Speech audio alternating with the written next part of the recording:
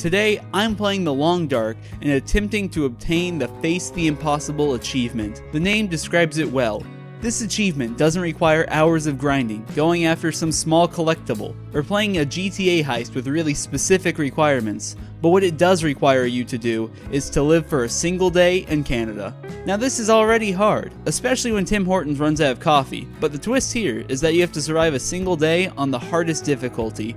And the hardest difficulty in the Long Dark is comically hard. Interloper in the Long Dark makes every part of the game absolute torture. Want to go outside? Too bad. Like eating meat? Looks like you're going to starve. Want to kill the bear that's running at you? That's too bad. There are only bows. Hope it only takes one arrow. So that's my challenge for the day. Live one day in hell. Let's do it. First run. We name the run and spawn in Hushed River Valley. Now I'm going to assume that you don't know what a hushed river valley is, so let me explain. The game describes this region as, quote, a remote, windblown valley known for its sheer cliffs, dense forests, and steep, winding paths. So it's a pretty good place to start. I think it's also worth noting that A, there are absolutely no buildings, they don't do that here. Instead there are plenty of fancy caves scattered about for your shelter needs.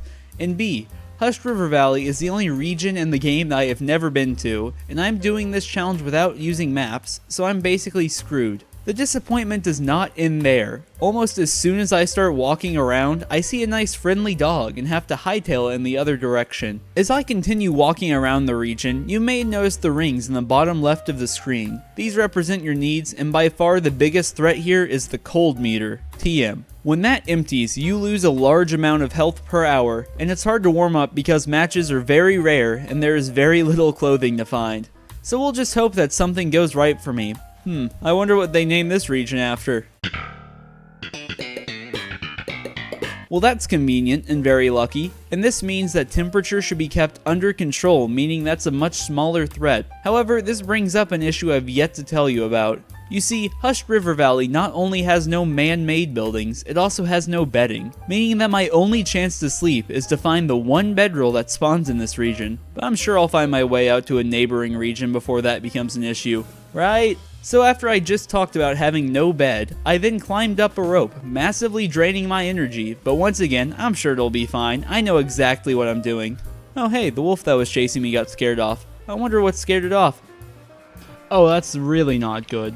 Somehow, the bear ends up going after a rabbit that was beyond me. Now that safety has been obtained, it's time to see how I'm doing, and the answer is not great.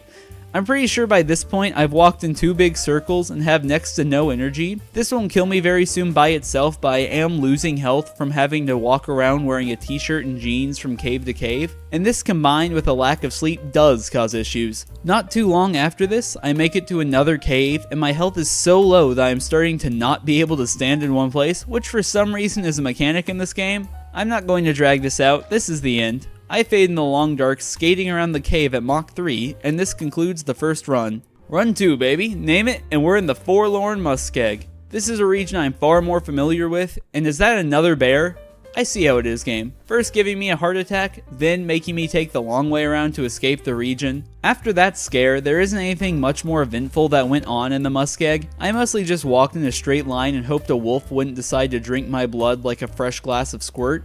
Once I leave the Muskeg, something crazy happens. I continued walking in a straight line, but this time, I actually made it to a building. And wow, you can really see in here. So I turned up the brightness and continued on, and yes, that is as bright as it gets. It was here that we ran into the major problem of this run, water. You see, water is a surprisingly hard resource to get in Interloper. The lack of matches means a lack of fire, and this means a lack of water boiling. Now you can find water and soda around the map, but this is Interloper, and the odds of finding something like that spawning are extremely low, but I have a solution. You see, we are here, and up here is the Carter Hydro Dam, which contains exactly what we need in this situation. Public bathrooms. In the Long Dark, toilets contain potable water, meaning that if we can get to the dam, we can obtain the water we need to survive for the full day to get the achievement. So I set out using the pro strategy of walking on the side of a hill to avoid wolves, and somehow I managed to do this most of the way to the dam without spraining anything, which is rare for me. Upon reaching the dam, I decide that instead of rushing the bathroom like I just used a 2-for-1 coupon at Taco Bell, I'll look under the visors in the truck outside because there's obviously good loot in them, or not. In the dam, we reach what might be the biggest challenge of all, the dark. You see, the Carter Hydro Dam does not have many windows, and the bathroom is in a very dark area and I have no light sources. Who could have predicted this? It's not like it's in the name of the game or anything.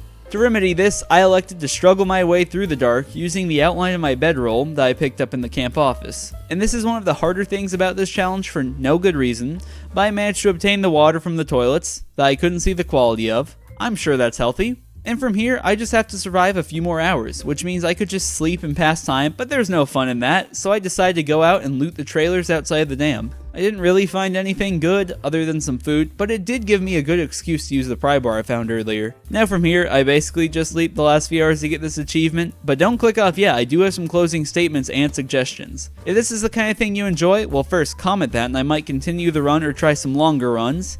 And if you want to see some more long dark interloper gameplay, I am not the guy for that, but I've linked to some people that are far better at the long dark than I am and regularly play interloper. But back to the game quickly, I got the achievement.